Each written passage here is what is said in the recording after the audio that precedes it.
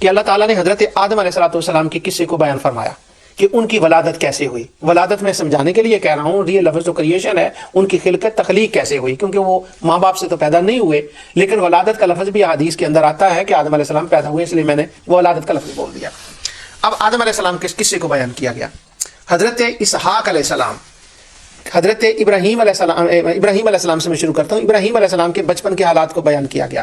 حضرت اسحاق علیہ السلام کی پیدائش سے قبل ملائکہ کا آنا، خوشخبری دینا، ابراہیم علیہ السلام کا ان کے لیے کھانا پکانا قرآن میں مذکور ہے. یہ الگ بات ہے کہ وہ ملائکہ تھے، انہوں نے نہیں کھائے، لیکن ذکر ولادت کے وقت، خوشخبری ولادت کے وقت کھانا تو ہو گیا نا. وہ تو گھر والوں نے تو کھایا تھا، ملائکہ نے نہ کھایا تو وہ تو ان کی فطرت میں نہیں تھا. اسحاق علیہ السلام کی میلاد کا بیان. حضرت سیدنا یحییٰ علیہ السلام کی میلاد کا بیان، پیدا ہونے سے پہلے کا بیان کہ ان کے والد نے کیسے دعائیں مانگی. ان کی والدہ جو اس قابل نہیں رہی تھی کہ وہ ان کے ہاں ولادت ہو سکتی ہے، اللہ تعالیٰ نے ان کو درست کیا.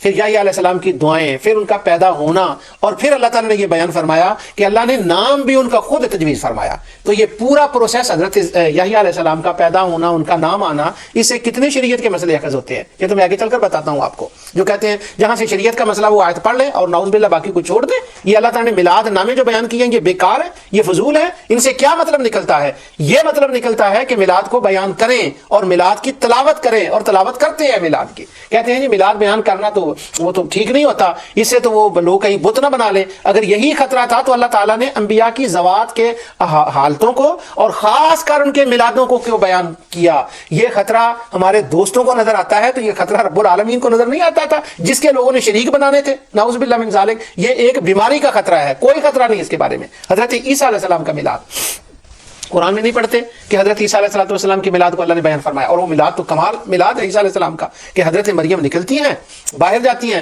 وہاں حضرت عیسیٰ علیہ السلام پیدا ہوتے ہیں، اور پھر وہاں یہ بھی ذکر آتا ہے. میں وہ پڑھنا آیات اس لیے نہیں چاہتا کہ میں نے اگلی باتیں بیان کرنی ہے، یہ میں نے اشارے دینے ہیں کہ حضرت عیسیٰ علیہ السلام کی ولادت کے وقت اللہ نے نبی کے میلاد کو بیان فرمایا کہ وہ کیسے پیدا ہوئے، ان کی ماں کیسے باہر گئی. پھر میلاد کے وقت اللہ تعالیٰ نے میٹھی چیزوں کا اہتمام فرمایا، پانی میٹھے کا اہتمام فرمایا. یعنی ولادت عیسیٰ علیہ السلام کا ذکر اور ساتھ کھانے کا ذکر، ساتھ پینے کا ذکر. وَهُزِّي إِلَيْكِ بِجِذْعِ النَّخْلَةِ تُسَاقِطْ عَلَيْكِ رُطَبًا جَنِيًّا فَكُلِي وَاشْرَبِي وَقَرِّي عَيْنًا. پیدا ہو گیا ہے نبی، ولادت ہو گئی ہے اس کی، اب تم کھاؤ بھی پیو بھی، بلکہ کرامات کا ظہور ہوا. اب کتنے میلادوں کا میں نے ذکر کر دیا.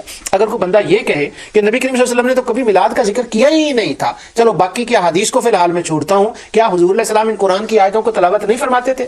حضرت ابو بکر صدیق تلاوت نہیں کرتے تھے؟ حضرت عمر ان آیتوں کی تلاوت نہیں کرتے تھے؟ حضرت عثمان ان آیتوں کی تلاوت نہیں کرتے تھے؟ حضرت علی کی تلاوت نہیں کرتے تھے؟ بخاری مسلم نہیں کرتے تھے؟ جو لوگ کہتے ہیں جی انہوں نے کب کیا، یوں کیا. پورا قرآن جب پڑھتے تھے تو اس میں میلاد نامے آتے ہیں قرآن کے اندر، تو وہ میلاد نامے پڑھتے تھے، دن کو پڑھتے، رات کو پڑھتے، رمضان میں پڑھتے، غیر رمضان میں پڑھتے، ربیع الاول میں پڑھتے. تو سارا سال وہ میلاد کا تذکرہ ہوتا.